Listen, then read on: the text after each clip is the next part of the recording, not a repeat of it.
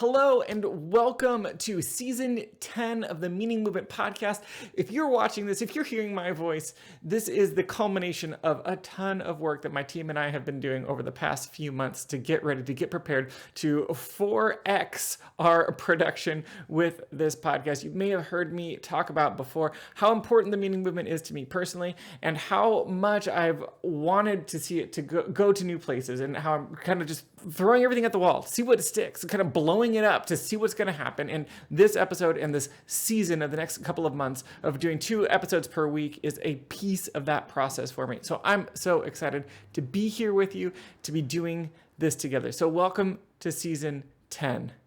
Dr. Melvin Varghese is a licensed psychologist, podcaster, and course creator.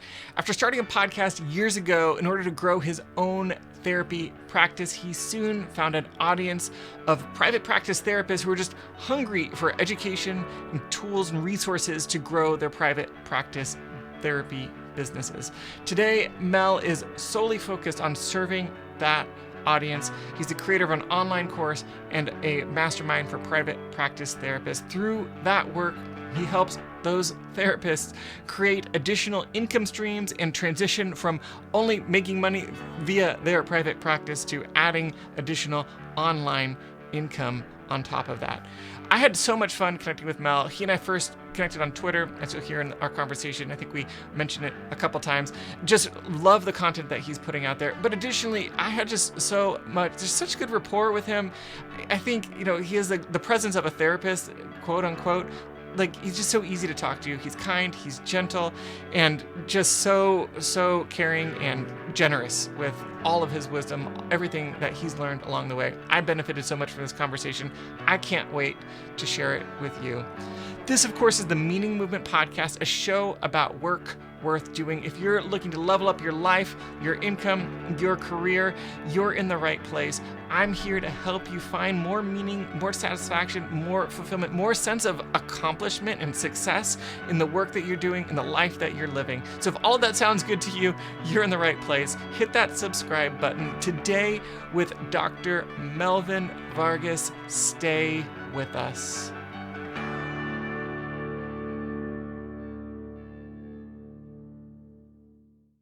This episode, like all episodes of the Meaning Movement podcast, is made possible by the Calling Course. I just want to say, what do I mean by that when I say made possible? It sounds like something that they say in Sesame Street at the beginning or the end.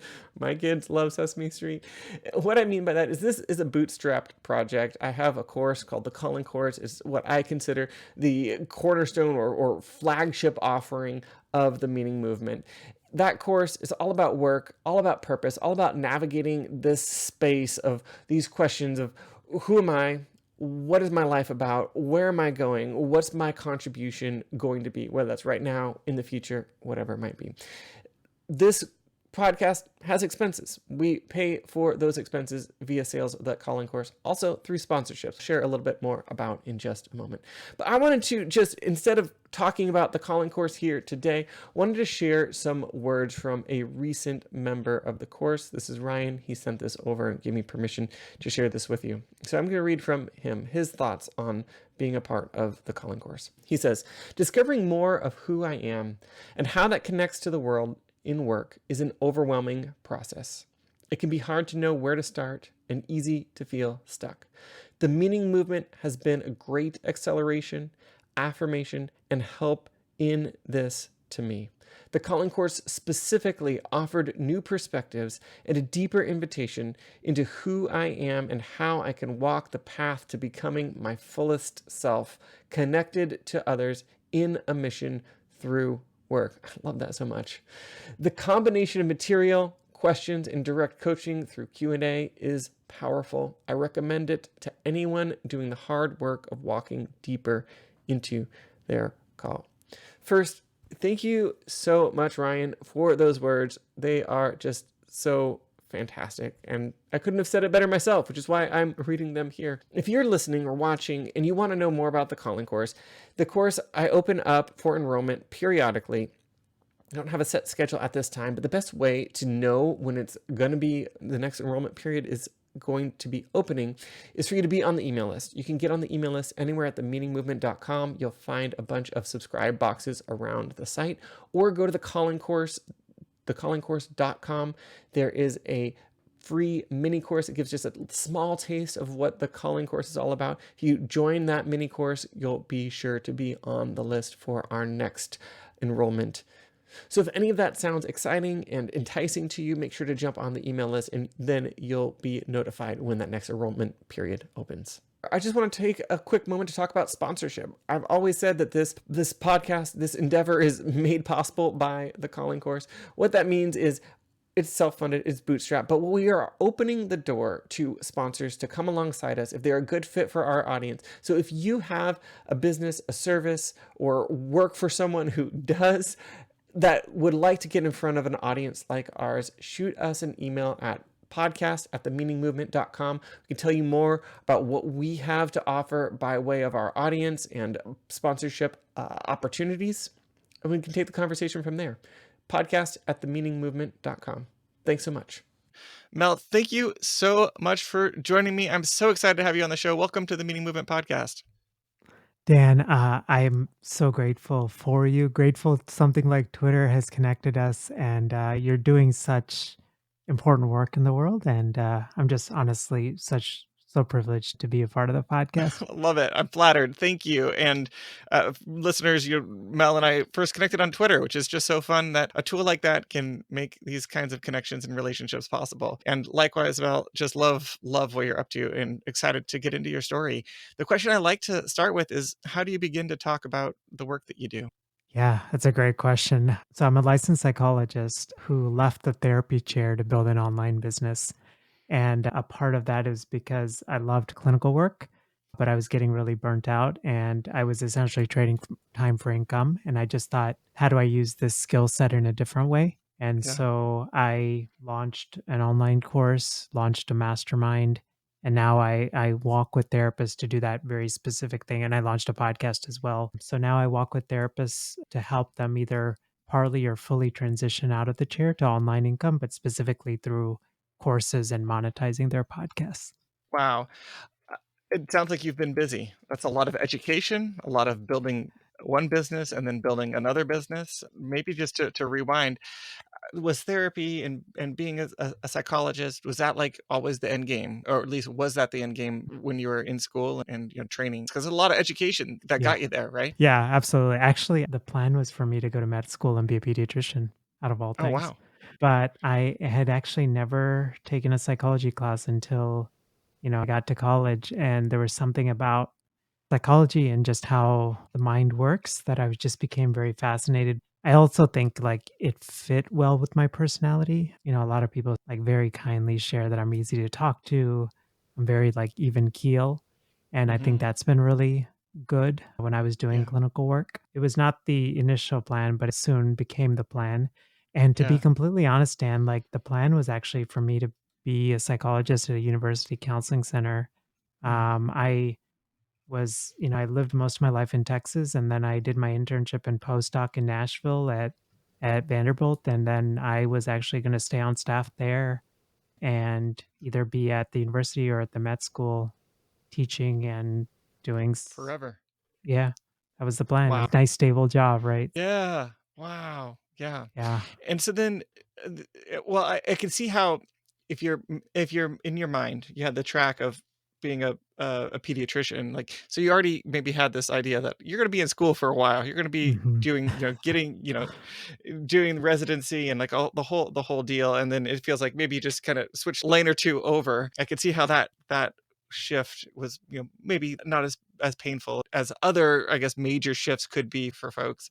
But I'm curious about how long you're in the field, when you started thinking about shifting to online, and then also just that transition away from being in the chair, to helping other people do the same.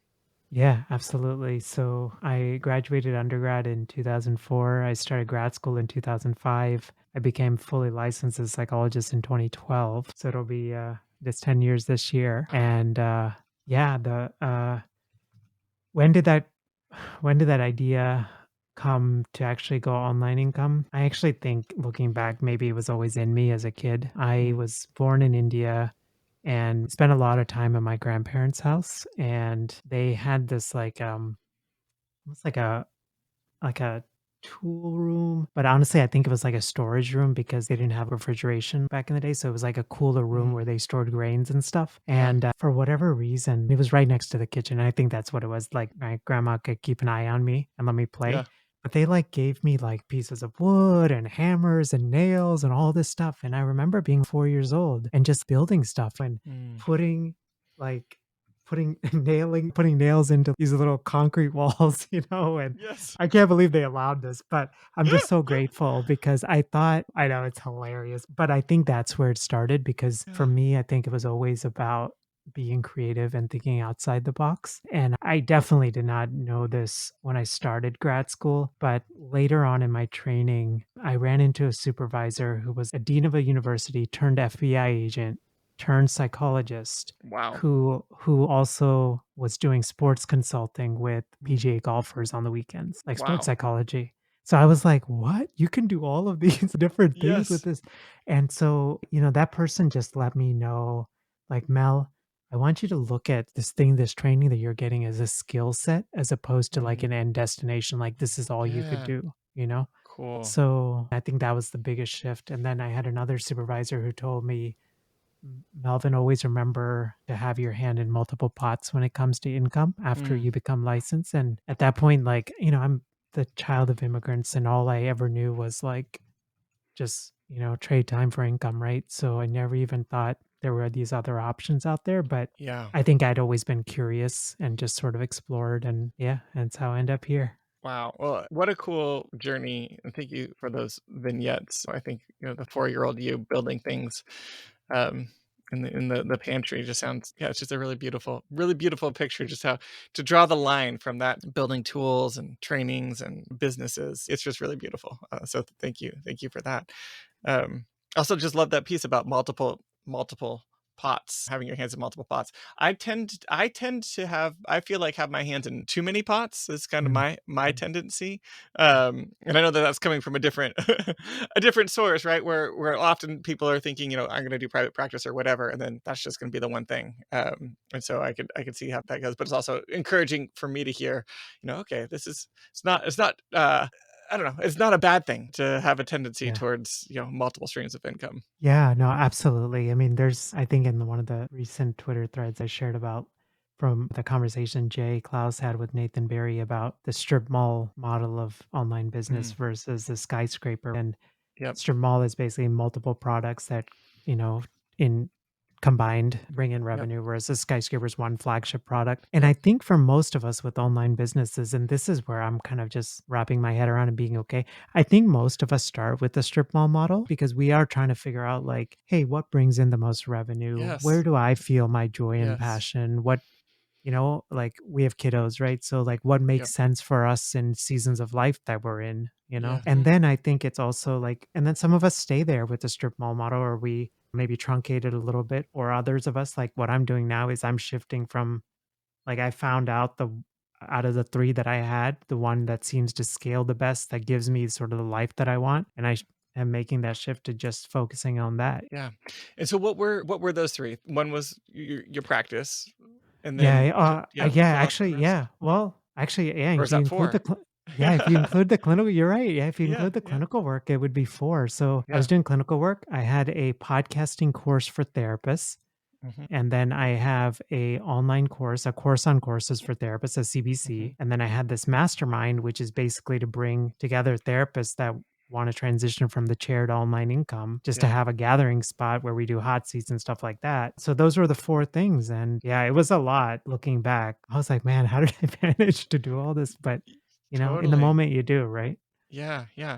So tell me a little bit more about that progression there. So you were doing the clinical work, and then I think my assumption is you started a podcast for yourself, and then I assume from there you transitioned to teaching others how to do the podcast. And Mhm. is that I feel like I'm telling the story. I'm making a lot of assumptions, but maybe you could connect the dots for me. Those are great assumptions and they would Yeah. be accurate. Yep. So Yeah. I was doing clinical work and me and two of my friends that were in the group practice, we would gather together on weekends because we had never taken a business or marketing class in our life, but we all knew we wanted to have small businesses and not like work for, group practice, you're working for somebody else, right? So, Yeah. um, and we would read like books, watch TED Talks and all this stuff on Hmm. just to get to be better business owners. And I remember like one weekend I had this random thought and I was like, I wonder if there are other therapists that need this information. Like, what would it be like to actually interview successful therapists in private practice to Yeah. learn about like how they built their businesses and where the mistakes they made and all of that stuff. And then, as most of us, when we have a really good idea, I put it off for about 6 months Yeah. because I was like, I'm not the person to be doing this. And there was already an existing podcast that was kind of business related for therapists. And I was like, oh, I don't want to like step on any toes or Yeah. anything, right? But, I somehow, I had several friends that encouraged me and they were like, Mel, you should do this because you're good at talking to people. And I think just like your sort of beginner's mind, because Hmm. you literally don't have any business or Yeah. marketing knowledge, right? Like, I think that could be really beneficial. And so, yeah, Yeah. I launched a podcast in March of 2015. And then I launched and then what essentially happened is people that were listening to the podcast started reaching out for one-on-one paid consults, like Hmm. to launch a podcast. They were like, Mel, how did you do this? We understand this, but not really. Can you Yeah. just get on? So I was like, oh, this is really interesting. I started at like 200 an hour. And I was like, oh, people are actually willing to pay. And then the question became, well, I don't want to trade time for income from one model to another, Yes. right? Right. Yeah. Switch out one for the other. Yeah, and so then that's where the idea for the online course came from, and then, Yeah. I've been very fortunate to build that course to now 275 plus therapists have taken That's that incredible. course, and Wow. yeah, I mean, it's so niched, Wow. and that's probably a whole other Yeah. conversation how the riches can be really in the niches. Yes.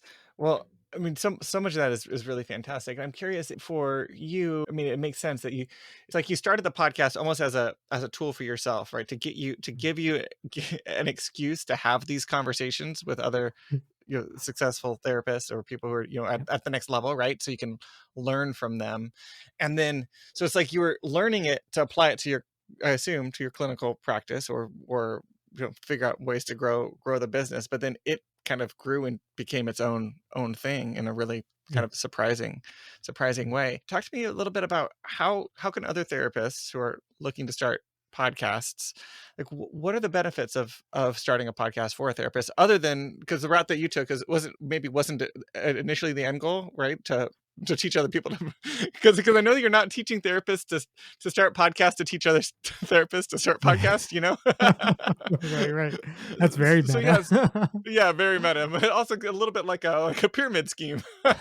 Right, yeah, yeah. We know you're not doing that, but tell me a little bit about like who are some of the folks who go through your materials and what are some of the outcomes for them? And some of my curiosity around this is I have a master's degree in theology and psychology. It was an interdisciplinary Mm, degree, but I know a lot of therapists. And so yeah, I'm even curious for them of like, yeah. they know I have a podcast. Most of them Yeah. don't have a podcast, even just in my conversations with my friends. I want to be able to tell them this. Yeah, that's a great question. So, the therapists that end up taking my course, first of all, they tend to be like 5 plus years, and they're usually private practitioners. They tend to be 5 plus years. And I always actually tell people to not take my podcasting course if they're early on in their private Mm, practice journey, because the benefit of a podcast is the first 5 years lets you kind of hone in on the niche and the population that you want to work with, and you yeah. get clarity on that. And then when you bring in a podcast, you almost like add gasoline to a niche that's already working, right? Yeah. So the ways that a lot of my colleagues use podcasts are, one, they interview like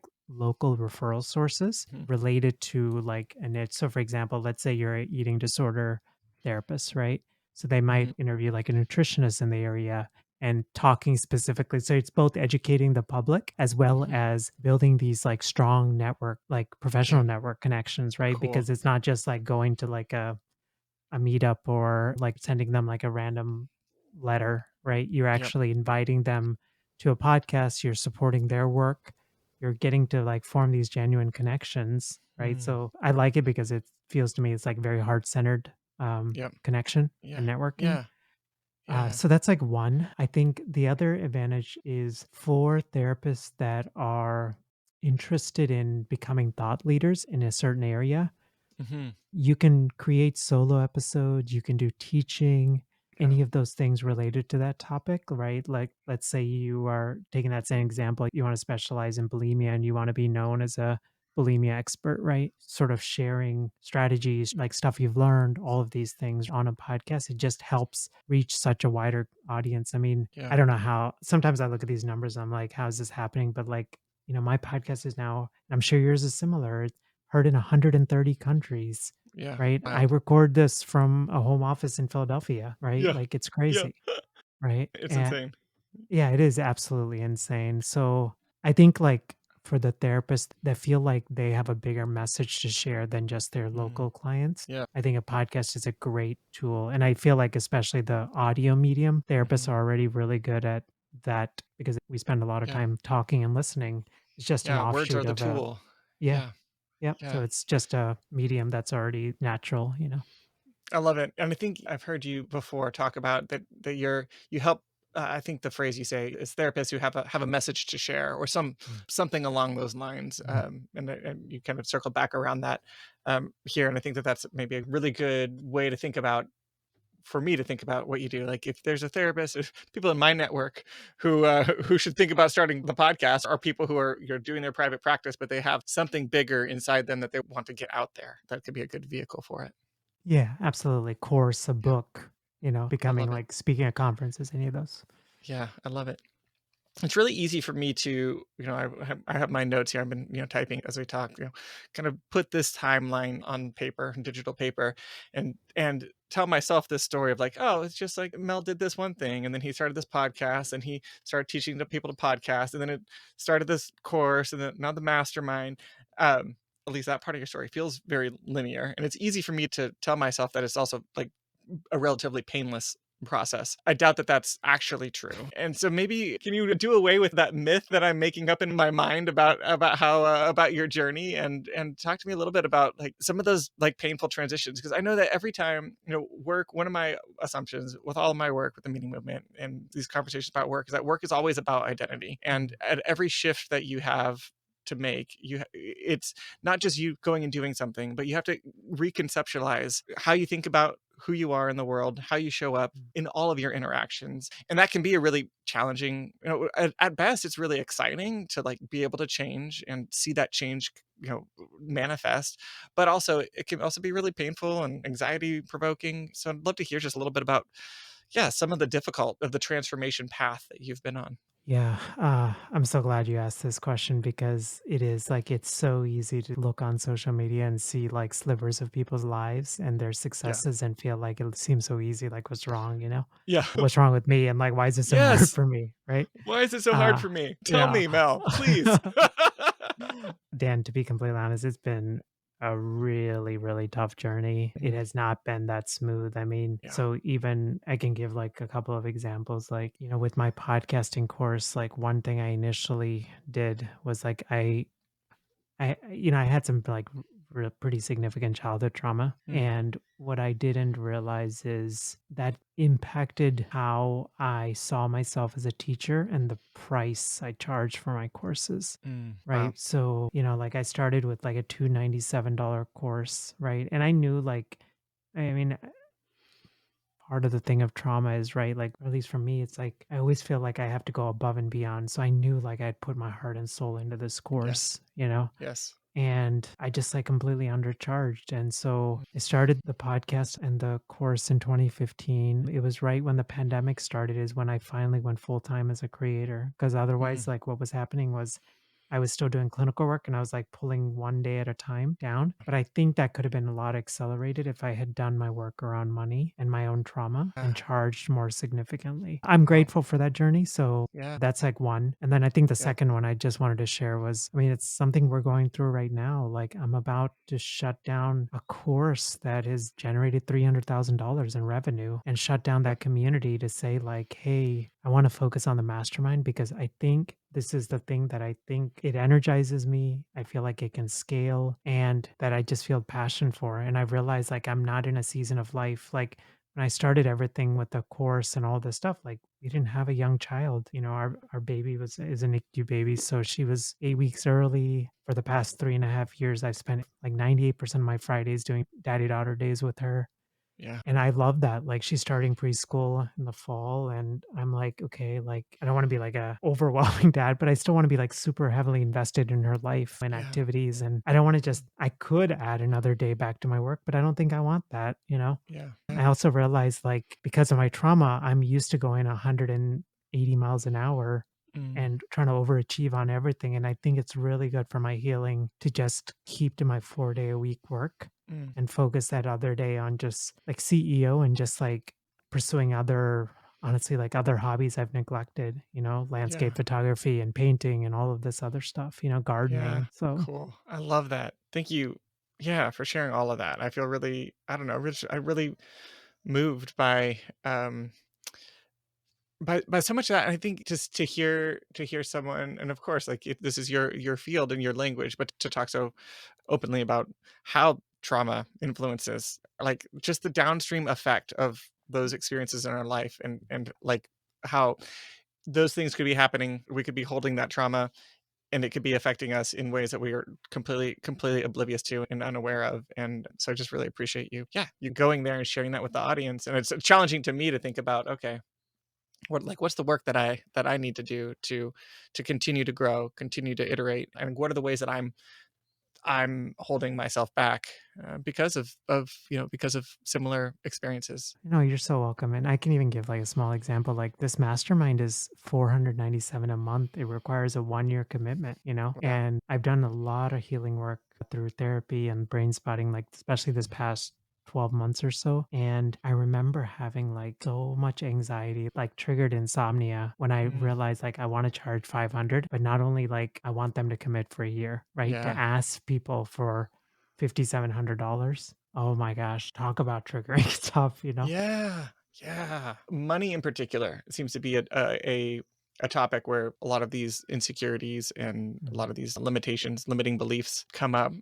What are the ways that you'd recommend addressing those, or maybe even just first recognizing them, naming them? I'm curious if there's any just action steps for folks who in the audience might be listening, be like, oh yeah, I undercharge, or I know that I have, certain fears and insecurities around my worth, and that's affecting my earning potential, whether that be as an entrepreneur or as an employee asking for a raise, or and all of those things. Like, there's so many ways. But I'm curious if you have any other specific thoughts or recommendations for folks who might feel like, yeah, this kind of resonates with me in some ways. Yeah, I don't wanna give, like, the generic thing of get into therapy because I do Yeah. think therapy is super healing. For me, I think what was really interesting is when I started thinking about pricing and increasing my pricing, I started really tuning into my body, and I noticed a couple of things, like, one is, like, my throat would, like, get real tight, and the other thing is, like, I felt like my heart was about to jump out of my chest, like, it was beating Yeah. so fast, like, almost like I was having some kind of, like, traumatic response to Yeah. pricing, right?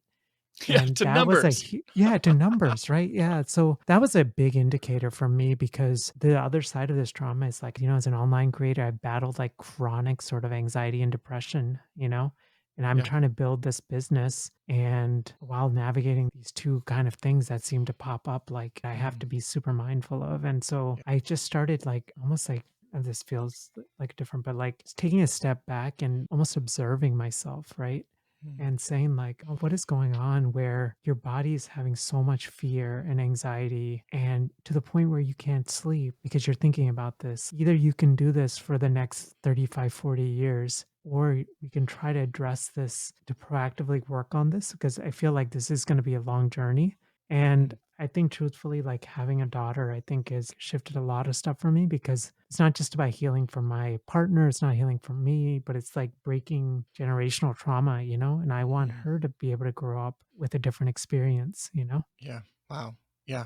Thank you for that. That's really, really beautiful and motivating. Like that, like you either address it or it continues, right? Like at the end of the day, it's like it shouldn't ever be, I guess, black and white, but it feels, when you put it in those terms, it really, I think, just puts some skin on it. Like you either, dig deep and find a way um to do the work that's ahead of you, or you stay in the pattern indefinitely. Yeah, So yeah, thank you. Yeah. absolutely. And I Thank you also for that didn't want to challenge. like Yeah, you're so welcome. And I also didn't want to I know that addiction runs in my family, right? And I knew that if I continued this, I would go down some sort of path like that. And I couldn't reconcile that, right? Like I'm not perfect at all, right? But I couldn't reconcile that with being in front of therapists and being seen as a leader in front of Yeah. therapists and having this sort of, Mm, like yeah. Yeah. not practicing what I preach kind of idea. Totally. Yeah, it's even more poignant, I think, when your audience is Yeah. therapists, right? Like I think Yeah. a lot of leaders can get away with, having some major pathology that's, kind of out out in the open where other people see it, but as a therapist, but it's probably a really good thing, right? That you're accountable to live the life that you're talking about, to be authentic in that way. So, that's great. Thank you for that. Um I'm curious. Well, I guess a couple things. One thing is, I know you've mentioned brain spotting, and I know this is maybe a little bit more technical, but maybe to move a little bit, out of the the deeper emotional things. I'm curious about what brain spotting is. I know it has something to do with, I think, like with your eye movements and like how a therapist or someone who's trained can like learn things about what you're saying based on movement. But I'm just for my own curiosity, would love to hear Yeah. you talk about that and your experience in it. Yeah, so I'm definitely not trained in brain spotting nor my expert. So there's sort of EMDR and brain spotting, and I think they're sort of related, but brain spotting, I think the best way that when I've sort of read and understood it is basically there are when we're sort of moving our eyes across our field, there are spots in our vision that can sort of point us to underlying traumas, basically. Mm. That's Mm. sort of the best way that I've heard it explained. So Yeah. practically for me, like my brain spotting therapist, we go on the x-axis and the y-axis, right? So I'll kind of Yeah. guide my eyes up, left to right, up to down, and she's able to sort of pinpoint. She's like, there seems to be a spot there. We actually do this over Zoom, where it's not even live, but she's able to kind of say like, your eyes flickered there. And so we sort of hone in. And part of this is like getting really good and attuned to your body. And what I notice is like when I hit one of those spots, like there is like a lot of activity in my body. Like I Yeah. notice headaches or I notice like this feeling of anxiety come up. And so yeah, and so you spend like sessions kind of focusing out in on that spot. And I think brain spotting therapists do it differently. So for me, I realize like I'm very like a I have to verbalize stuff. Like I Mm. can't just stare at the dot the brain spotting therapist is giving me. So a lot of times I'll talk about like what's coming up for me, Mm. like for example, I noticed that when we talk about money, like I feel like I'm not worthy, right? Like there's Mm. something around worthiness and not being good enough, right? Yeah. And that I always have to prove myself. Yeah. And it's this interesting combo of like tapping into what's happening in our brain with talking about it. And I think the best Mm. way to think about it is think of it like a pencil with a sharp point. And when we have trauma, like it's almost like that sharp point just keeps poking at us. Yep. And whereas with brain spotting, it's almost like the point gets dulled. So it's not that the Mm. point's not there, it just doesn't seem to activate us as much. Yeah. Is the entry point story, or is the entry point the actual movement? Like, do Uh, you yeah. start with like the spot and then go to story, or does it work the other way around? So I think the way we've done it so far is spot to story. Wow. That's Yeah. so fascinating. That just blows my mind. Yeah, Just I'm like the way the brain works and I the know. body, how it's also integrated, right? Yeah. It's Yeah, it's and incredible. to be completely honest, like, I was, like, super skeptical of it Yeah. because, I It was sounds like traditionally magic. yeah, and I'm trained in traditional, like, talk therapy, ACT, CBT, Yes. like, all of these Mm. things, and I was Yeah. like, "What?" But I don't know, there's something, I'm only been in this profession for 10 years, as fully licensed, right? But, like, I don't know, there's just things that I feel like our brains do that just we still don't know, we Yeah. realize how complex the brains are. Yeah. So, And what a cool area to be in, right? To know like yeah, there's so much more for us to discover, and like it's an infinite game in so yeah, many ways, which is yeah, it's really, yeah, really incredible. Well, thank you for that. I'm going to continue to, yeah, educate myself around it because I'm curious now. I'm just going to zoom out a little bit on your work. I'm curious how you think about words like vocation or calling or mhm, passion, whether, and I think you could answer this in whatever way feels most comfortable and fits. Like, what words are in your vernacular for how you talk about work? How do you think about those words for yourself, for other people? Just kind of want to like, yeah, think about kind of that the idea of what is the core of what you're doing and what people are doing, and how you as a professional, as an entrepreneur, and as a therapist think about those Mm. words. It's a big question, Yeah, but that is a take it big any question. direction you want to go. Yeah, yeah. Man, it's a really big question. If it's even a question, yeah, it's just an Yeah, invitation, I no, think. yeah, yeah. Well, it's wonderful. It's a wonderful invitation. I think I've always been a Renaissance soul, right? Like having Mm, sort of multiple interests, and my interests have ranged, right? Like, I mean, I shared that story of like being 4 years old and playing with tools. And I remember in undergrad, I got into like building computers and overclocking computers and learning that, yes, right? And meanwhile, like Saturday nights, I'm in the art studio, like painting landscape, you know yes. like watercolors and all this stuff, right? So I define my calling as when you look at like when you're on your deathbed and you look at your life and you're like, man, I am so glad I did that, even though I was so scared. And even Mm, if it didn't work out exactly how I imagined, I am so glad I took that step, right? It's the yeah, act of taking the step as opposed to yeah. the result. Mm, So I think that's one way I sort of look at it. I think for me, I've been very fortunate and I just this is like the biggest thing. Like I used to think like going into these new areas, right? Like therapists creating online income, right? Like I don't know what I used to think, but now I know like I just feel so much gratitude to be in a space like this because for me, like the work I do, it's such a privilege. And I know so many of my colleagues trust me. And so I navigate all of that gently. I mean, yeah. even with this mastermind we ran, right? Like we're running, I did 33 one-on-one calls and we mutually agreed, or like with 13 of those 33 that to hold off on joining the mastermind, right? Mm, And yeah, it's about $6,000 a month in recurring income, yeah. right? Wow. That, So, that's a big right, number. but it is a big number. And to me, like I have a saying, which is, value the relationship over the sale. Yeah, And I told them, I said, listen, this is why I think I would love to have you, but this is why I think you shouldn't do it. yeah. And they were just so grateful for that because they were like, Mm, like Mel, like when I'm ready, I'm going to come back. But, yeah, and I would rather do that. Like I would rather leave sales on the table knowing I'd yeah. preserve the relationship. So, Yeah. Mm, that's a great vignette from it. Yeah. I'm curious, you said, the work that you do is such a privilege. I love that you use that word. I also love that you use the word act, like that the calling is it's an act of taking the step. That is a verb. And I think that that's super important. That meaning is, well, that we're, as humans, we're meaning making machines, right? We assign meaning to everything, or at least we have the ability to, but that experience of meaning comes from use of our agency by it's like it always has to be a verb. And I think that's one thing that a lot of people a misconception they might have about what they're looking for when they're looking for fulfillment or purpose or calling, whatever word, that it's like a title or a destination, but that it's something that you're making as you go, you're pursuing it, you're stepping into it, and so it has to be active. um, but I'm curious about that the word that you said, that this is such a privilege, and if there are like which part of it is the most fulfilling and where you feel that sense of gratitude? Is it seeing your the therapist that you're working with like level up? Is it like seeing their success? Is it what you're able to do in those conversations? Is it all of it? I'm just want to see, but can we zoom in even just a little yeah. bit more on that?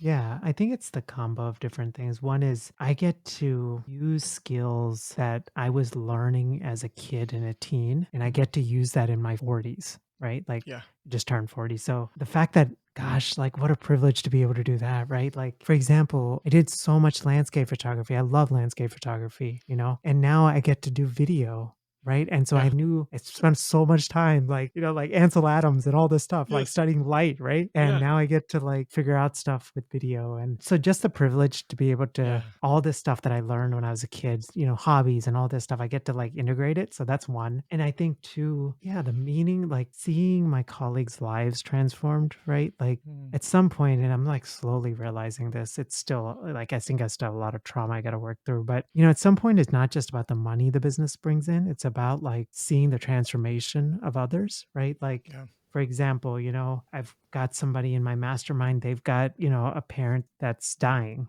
right? Mm. And so for them, creating a successful online course means getting to spend more time with Yeah. that dying parent, Yeah. right? Wow. And that is like priceless, that Absolutely. you're teaching something that's way beyond yourself, right? So, Yeah. That's beautiful. What a fantastic answer. Thank you. Thank you for that.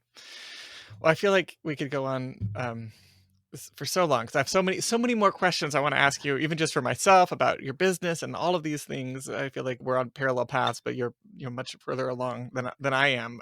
But we'll have to reserve those for another time because I know we're coming up on our time here. So I just want to first just say thank you so much for just sharing so much of your story and yourself with us, with me, and also just the work that you're doing with therapists. It sounds like really rich work. So thank you for doing that. For folks that want to follow along, maybe be a part of what you're doing, are there things that you'd like to invite people to?